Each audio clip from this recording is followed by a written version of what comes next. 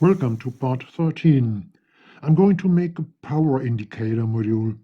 Nothing big, only some LEDs to indicate whether or not all three voltages are working. Three LEDs, three different colors, three resistors, all on a strip board, a Velo board. But let me prove that I've chosen the right value for the resistors first. Not only working with strip boards, but also making a front panel is a premiere for me. I've decided to make wooden front panels. This huge plate here cost only $10, $10.40. It's a very light kind of wallboard. The whole thing may well suffice for making 100 front panels. So let's draw and cut. And again, it's a kind of premiere. Well, let me rather say a late revival. I haven't used this kind of fret saw for the last 50 years. At least 50 years.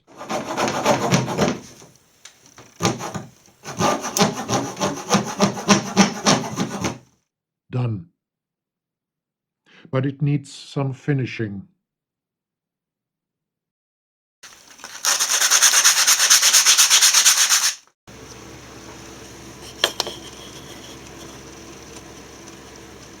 Well, looks good. Let's go and do a bit soldering. The power jack first.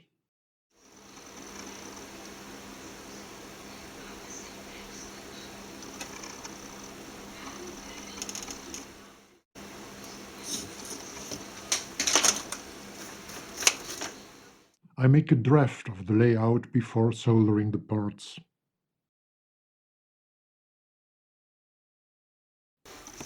Soldering now. Rolf versus the Velo board. Counting stripes.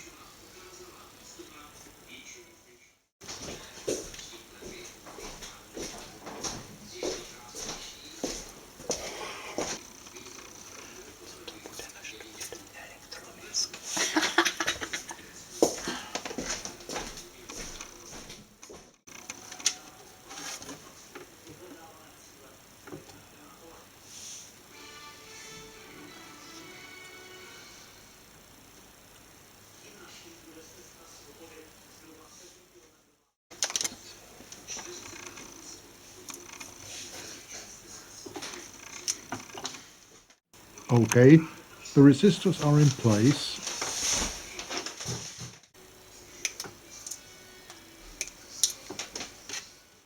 Controlling the size.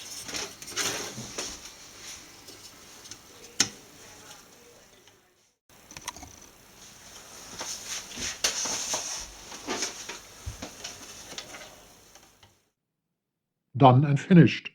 Really? Well, let me test the circuit. May I call these few bits a circuit? A circuit it may be, but it doesn't work. Of course it doesn't work. I've placed the jack the wrong way. I looked at the graphic to learn which pin is carrying plus 12 volt, minus 12 volt, plus 5 volt and ground, but then I turned the board around and soldered the jack the wrong way. Fortunately, I have not cut any strip of copper so far, so I can leave the wrong jack as a reminder of my foolishness and solder another one at the other side of the circuit. And this time everything works fine, at last.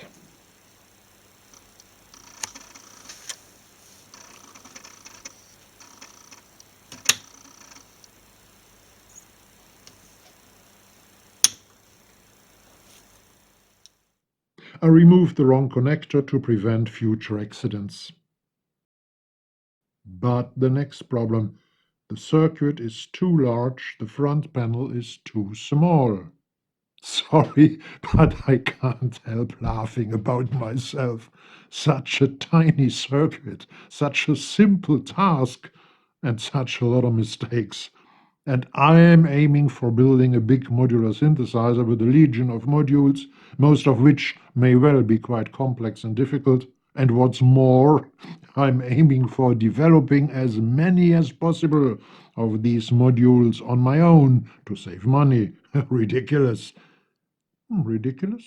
No, not at all. I can tell you I've successfully managed far more complicated things in my life without knowing anything about the matter at the beginning.